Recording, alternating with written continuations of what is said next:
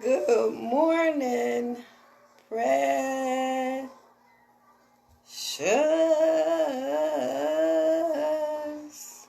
Mm, mm, mm, mm. How you doing, baby?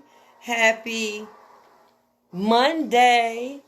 And today on Coffee and Conversation with your girl, Shakenya. When you get a minute, go to that YouTube channel, Shakenya. And that's spelled Shakenya if you need to know. And look at some of the videos. Hit subscribe first. Do that for me. And then look at some of the videos. And if you see anything that you like, just hit share. Yeah. And it's a lot of reasons why you should share it. Yeah. First off, I promote black-owned businesses. That's one reason why you should share my videos. Yeah. This is an Allure Risk brand, black-owned business company. They sell jewelry. They sell clothing. Yeah. This one, I am her. He is, she is right here. My boy Mike, right down the street from my office. He on Greenfield and what's that, Greenfield and Schoolcraft, right behind that gas station. Yep.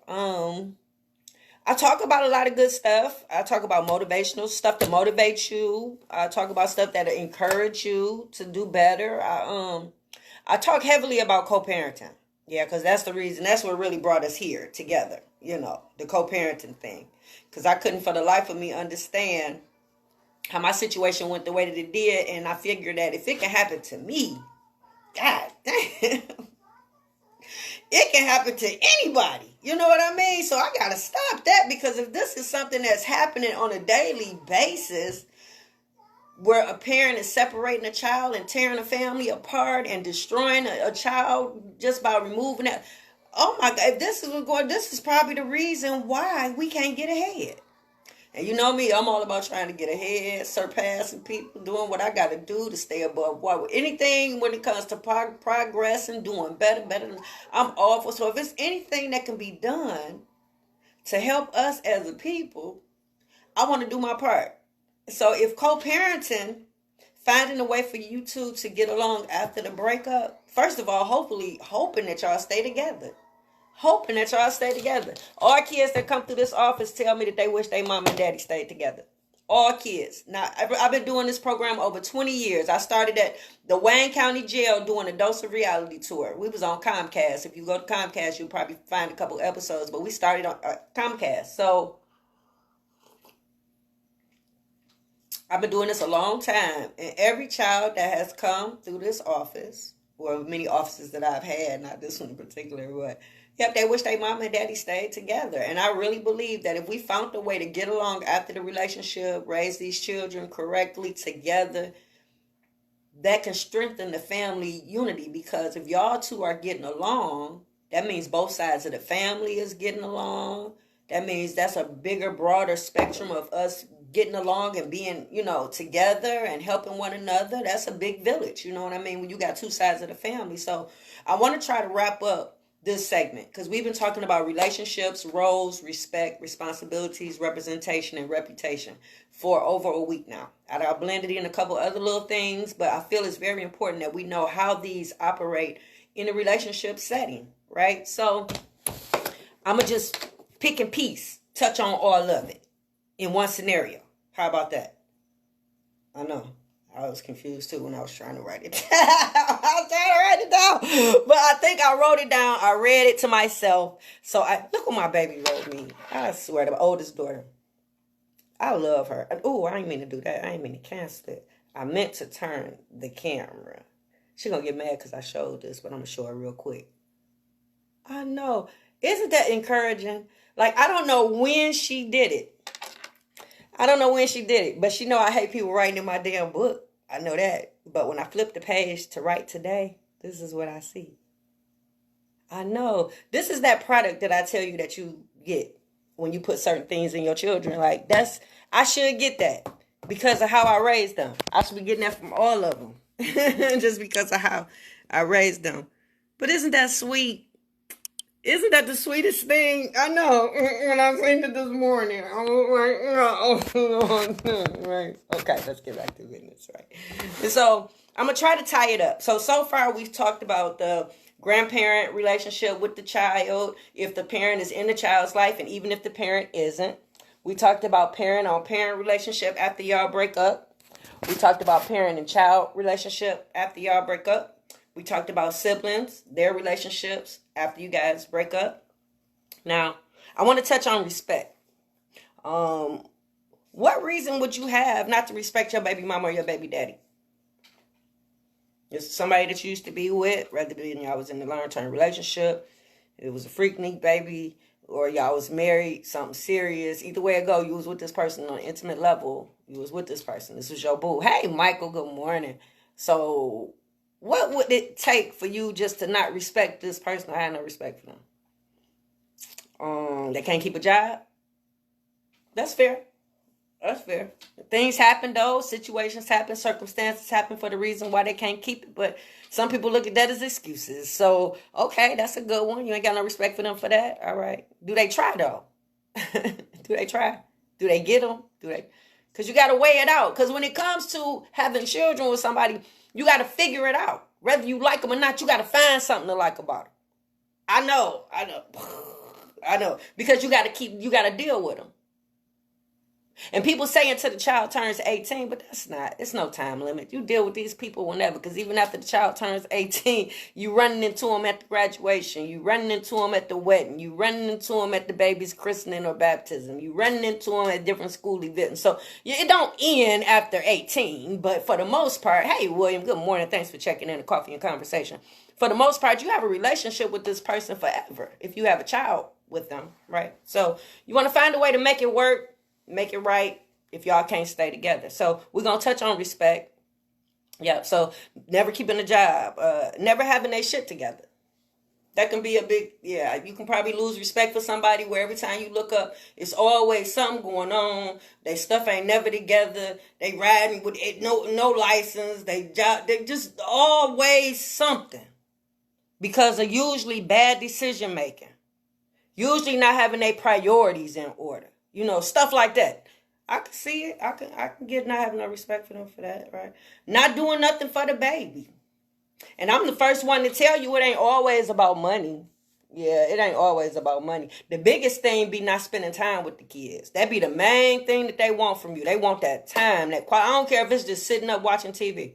Yep, I ain't never had no money, so I had a whole lot of quality time to give. I know. But that be the things, making moments, memories. You know what I'm saying? The kids remember that type of stuff. You know, you can buy them stuff. I'm not telling you not to buy them nothing, you know, but they outgrow those shoes. They outgrow those clothes. Those toys break.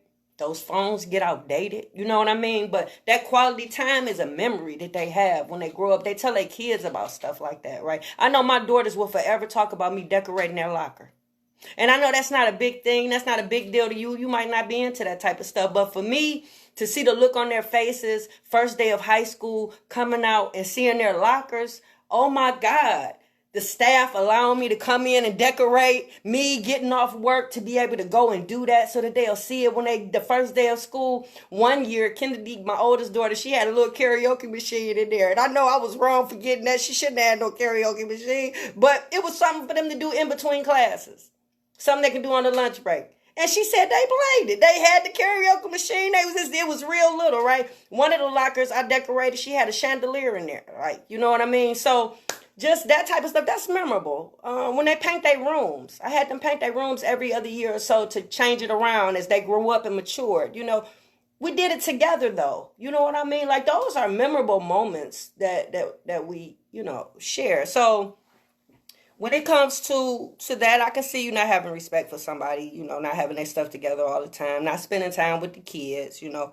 But if they do these things, if they do these basic things, if they can just hold a job. Hey, Cleophas, how you doing, baby? Thanks for checking in. If they can hold a job, if they got a stable situation going on, if they do spend time with the kids, if they do what they can for the kids, those right there are the general building blocks that you need just for you to give respect. Just for you to give it. Because you got to start somewhere, right? You probably lost it all because they cheated on you. However way y'all broke up, you still feeling some kind of way. Even though however way you feel is personal and ain't got nothing to do with the kids, you still entitled to feel some kind of way. You share space with this person. This person did you any kind of way, took advantage of you, cheated on you, whatever the case may be. I get that. But when you got kids, you can't play those cards in this game. You know what I mean? Because you got to separate that. You got to learn you got to separate those emotions that you feel. You got to separate what they did that was with the child, involving the child, and what they did that was involving you. And you got to compartmentalize all that stuff. Because you got to find a report now. Because you still got to deal with this joker. You still got to deal with this girl. For the sake of this kid, right? So, those are the building blocks. So when it comes to the care of the child, if you're having a problem with that baby, or if you have a problem with something that that parent is doing, you should have enough respect for that baby mama or that baby daddy to be able to call them, text them, set up a meeting and talk to them about what it is you got going on. What it is that you're experiencing with the baby when the baby is over there. And then y'all compare notes to see if the baby is behaving the same way at the other house, right? So y'all got to figure that out. So if the baby is doing something different at your house, then you got to figure out, you and the parent got to talk and find out, well, what are you doing different than what I'm doing over here for the child to either do this or behave this way at your house and not over here? And if you're trying to get the same result, hey, Unc, how you doing? Kenneth, wait, I don't never call you Kenneth. I've been calling you Unc for years, so that's what it is. Good morning, Unc. Thanks for joining us. Yeah, so you got to figure out what that might be. So either y'all got to help each other get rid of the behavior, or if it's something that they're doing at this house that you want them to do at the other house, you got to talk to that parent to figure out what it is that they're doing. So that y'all should have constant communication. It should never be shutting a parent out. Shutting a parent out. That's like shutting out half that child by shutting that parent out. Because you would be surprised some of the things the kid might have been doing over there that ain't doing, you would never know. Because you don't cut this parent out. So here it is. This baby got hidden behaviors or hidden issues or stuff going on just because you wasn't keeping in contact with that parent. If y'all was living together, it would be balanced out. Y'all would be able to check each other. Y'all would be able to see each other right then and there. But now, since y'all in separate houses, you have to rely on that communication with one another. You have to. When you say you ain't talked to your baby mama or your baby daddy, when parents come in here and I ask them, well, where's mom or where's dad? And they tell me they ain't talked to them. They don't know where they at. They can't find them. What? How could you not know where they at? That ain't funny, but I'm just saying. How poor of a job were you doing as a parent that you couldn't keep up with this person? And you don't know where they at. You don't know where they at. You don't know where they stay. You don't have no number for them. You don't know where they mama stay. They auntie. You don't know nothing about the family. You don't know where nobody at. You can't get in touch. That burns my soul when they be in here. I say, well, let's try to find them. I mess them up with that. I actually found when I was working with orchards, I think we had a situation where we was dealing with CPS and the children were about to be removed and we had to locate the father and could nobody find the daddy. I think I found that joker on Facebook to let him know, hey, bro, you got a court date. Come get these babies. You know what I'm saying? So, yeah, when they say they don't know. So, yeah, it's your job to be in constant communication with that baby mama or that baby daddy. So, if they're doing these basics, yeah, they deserve respect. Yeah, doing or did, it should be enough respect there for you to be able to talk to them about the issues that you're having with this baby so that you guys can figure out what the problem might be. If the child confides in you about something or issue that they're having with that parent, and understand, I'm not saying run back and tell that baby mama or that baby daddy everything that this child is saying to you, because you definitely don't want to ruin that the confidentiality that you have or the trust that you have with this baby to where the baby thinks that every time they tell you something, you're going to run back and tell. But it's things that child will tell you that might be something that's going to hinder the relationship with that baby mama or that baby daddy. It's your responsibility to tell that parent how this child is feeling and what this child is going through and what they're dealing with. Just so you guys can stay on that same path of keeping that connection. Right? You don't want to know something that's going on or know how this baby is feeling and then keep it to yourself and then use it at the end of the day for artillery to throw back at this parent. Like I remember he threw up in my face, like this mug that's on my desk. All my children every year, remember I did a coffee and conversation not too long ago And I know I'm spearing off, but remember, this is lectures. I'm getting you ready for your college classes. Yeah, this is the mug that the baby made for me. This is like the last little Mother's Day gift. You see it right there? That she made for me right now. I pulled out a box on Coffee and Conversation where I have pulled out damn near everything that the children have ever made for me. Everything they ever, right? Because I keep stuff like that. I'm very sentimental when it comes to stuff like that, right? So, yeah, this is the last thing she made for me. So, he had sent me, he was asking, can she come live with him? End of the year, same stuff. And I'm like, what do you mean by that? I couldn't understand what he meant because we were sharing her equally. Like, he couldn't get her to school. I was able to get her to school. I wasn't going to take a job unless it was flexible enough for me to be able to take my kids to school, take them to practice and things of that. So, it was like, it was already set up. She about to go to the 11th grade. So, we've gotten this far. She's in Cass Tech. I mean, what else can we do? What else is you trying to do, bro? Is because what my sentiment be like, what else is you trying? She's already excelling. She's already doing good. She's in a stable environment. Why do you keep coming at me with she want? So here he said something to the effect of you just got to talk to her. He would always say you just got to talk to her. You just got to talk to her. Why put a child in that position? Why put so much pressure on a child to relay a message that you should have been relayed or said? That was the reason why we got a divorce. I couldn't give you not one reason why we got a divorce, but I can tell you a million little reasons that we never solved. For the reason why I said enough is enough. You know what I mean? On top of the abuse and the cheating. Yeah, enough is enough. So it was like,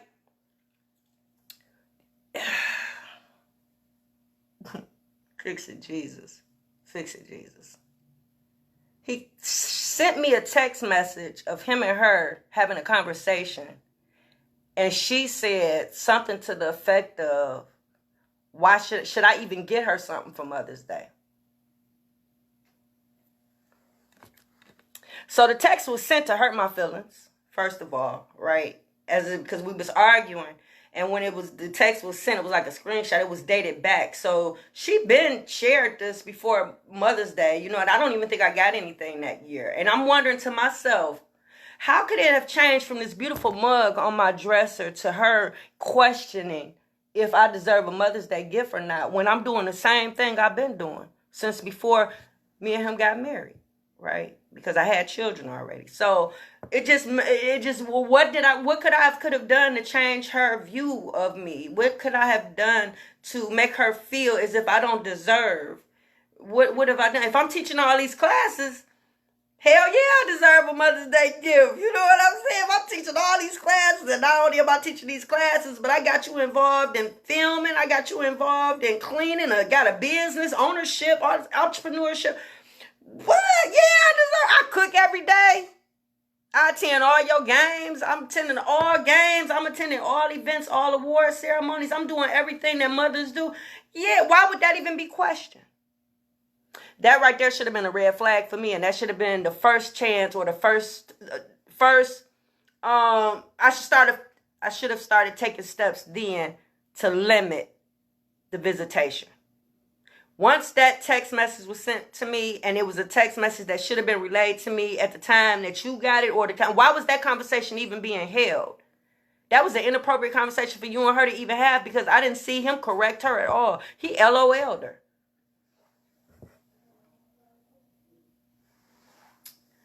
So respect should have been there. Yeah. In my case, when we met, I had a good job at Receiving Hospital. I had my own house and car. I was taking care of my 2 little brothers, and I was taking care of my own son and daughter. So I was doing pretty good. After the marriage, I did lose everything, almost lost my house, but I was able to jump into another house, keep a job. I was able to renovate a house in 2 months so that we weren't homeless once we moved out of the house that I lost because of the divorce. So I've been pretty much keeping a stable environment, even with the ups and downs. Never missed a beat, right? So why wouldn't there be any respect for me? Just the fact that I rehabbed that house and was able to move my family into it was enough for anybody. I think if a man would have done it, he would have got respect. Because I literally moved into this house and had to bring it up to code. I literally slept in this house and painted by candlelight to get this house rehabbed enough for me and not only my kids to move in, but I was taking care of his daddy at the time when he left us. So his daddy moved with us to the new house. So respect should have been given by everybody involved. just from the fact that I did that. Just from the fact that I didn't put his daddy out. Just from the fact that I was able to rehab a house and move us in so that we wouldn't become homeless. Like, why wouldn't he have respect for me, right? Fix it, Jesus.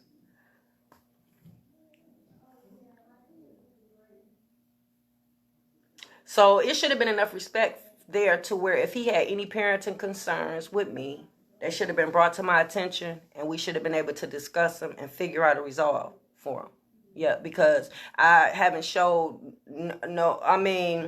everything about me exudes loving this child and wanting to be a part of this baby's life. Yeah. If you attending events and if you dropping off at school, picking up on time, you doing these things that I'm doing to make dropping off at practice, you attending game. I was attending 2 games in a day. I dropped one kid off at one game, drop the other kid off at the other game, go watch the first kid for a little bit, go back and get the other kid, watch the other kid the rest of the game, pick that kid up and go get the other kid from. I did that. So when you got a parent that's doing that, that's love.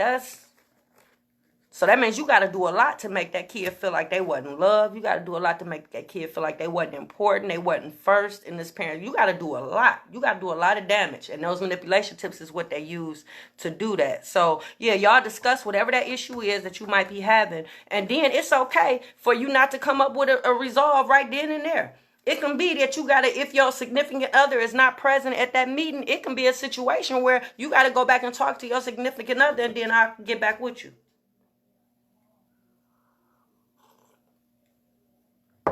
I don't know.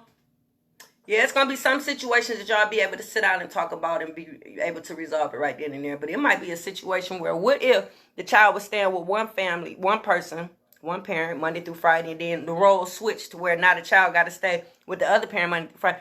Yeah, that's something. If you got a significant other that lives with you, that's something that y'all got to discuss first. Yep, you got to make sure. You got to see what that look like.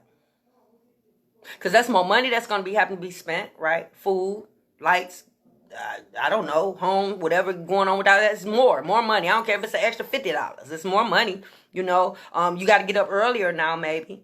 Yep. Kids, they go to different schools. You might have to go 2 different directions to drop the kids off at school because they're at different schools now. Like, that's something that needs to be discussed and see how y'all can work it out. So, not saying that it can't happen, but y'all got to go that extra mile to make sure it happens. But it's definitely a discussion that needs to be had, right? And then y'all come back and that's it. With my situation, when it comes to us talking about roles and responsibilities that we have as it relates to these children after the breakup, yeah, in my situation, the wife should have been able to stand up for me in my defense with the husband.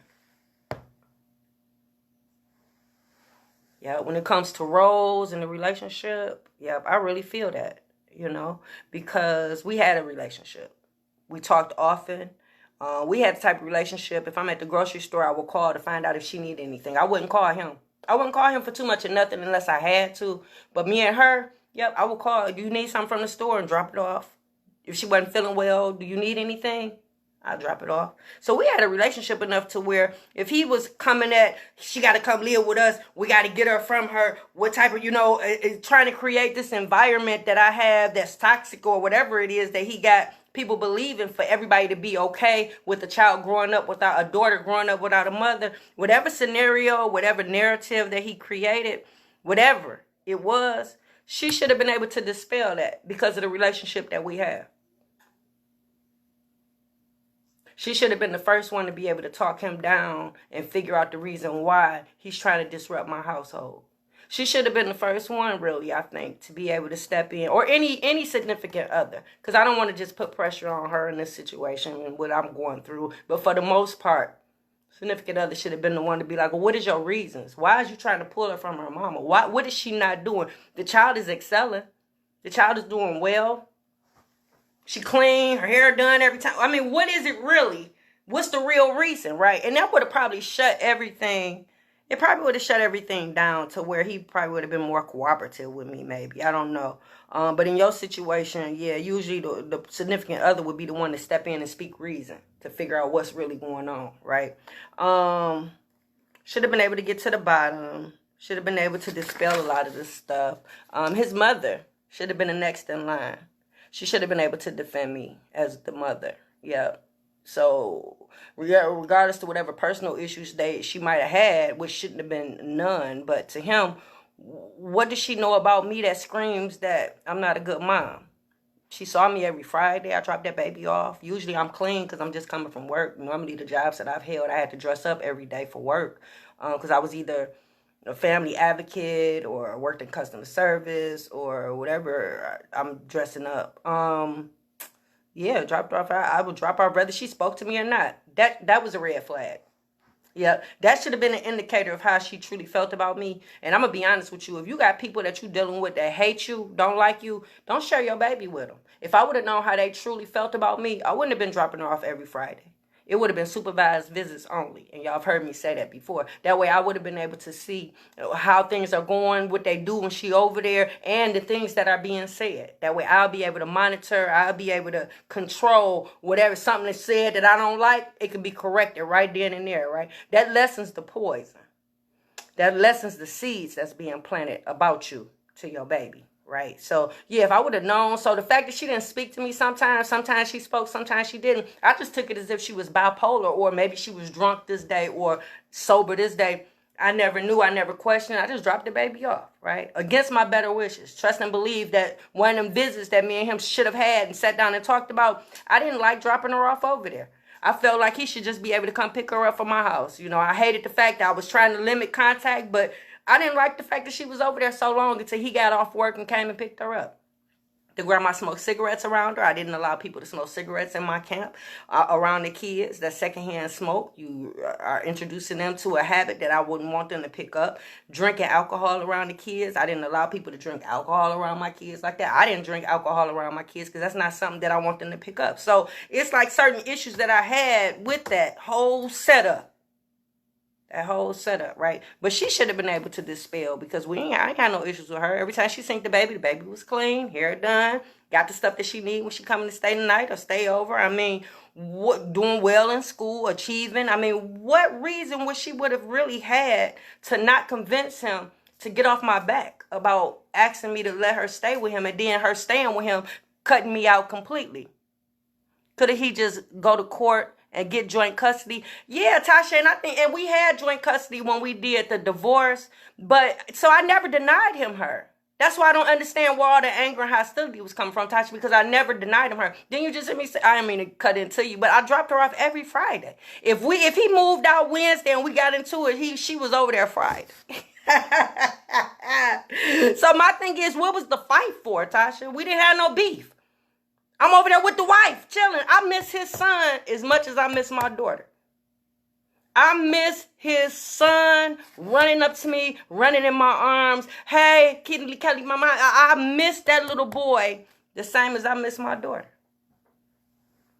So we're talking about relationships. We're talking about roles. We're talking about responsibilities. The mother should have been able to say something. Yep, anything to keep the parents together. Going to be hard on the parents. You have to work with them. Yeah, as far as the grandmother respect is concerned, you have to check in with those parents. Remember, we talked about setting up boundaries when it came to the grandparents jumping in. Like, the respect should have been there to the point where when I said stop taking her to the hair salon, that should have been an instant. It shouldn't have been the grandma still continuously taking her as if I said nothing. Like, the respect should have been there enough to where, first of all, every time you see her hair was done. So whether you like the style that's in or whatever, y'all see what I do when it comes to French braiding and beads. Y'all seen me grow those babies' hair that I braid every week. So it's like, what reason would you have to go against what I say and how I feel? And I'm the mother. The mother should be the first stop before you do anything. Call the mama, check in with the mama. You said supervised visits with him. He could have just took you to court about that. Yeah, and that's fine. And I would have been able to go to court. And if we would have went to court, I would have been able to present receipts and everything to show the reasons why I felt supervised visits would have been important in my case. Like, I wouldn't just up and say that, but the fact of where things are now and how the relationship is now, how there is none, and it's people that's been in jail, it's people that's put their baby up for adoption and foster care, it's people that has abused their children and they still have a relationship with their children. But for me to have done as much as I've done and accomplished as much as I've accomplished, and to be the parent that I am, not to have no contact as if I have done something, that shit ain't right, Tasha. It's not right. Ooh, Fix It Jesus is a Christian show. Yeah, that's not right. It's not right. So therefore, yeah, we could have went to court, and then, you know, the fact that I said supervised visits was the fact that it must have been seeds being planted for the relationship to be the way that it is. So by that being said, I would have had supervised visits. That way I would have made sure that seeds weren't planted. You know, so yeah, it's yeah, my kids was like they was part of my retirement package, Tasha. I set everything up for the kids. You know, they was my team. We was gonna be millionaires together, not just me by myself. I wouldn't have been able to do it without them. So yeah, I was banking on my kids being there, being a part of the team, us working together now. So if anything,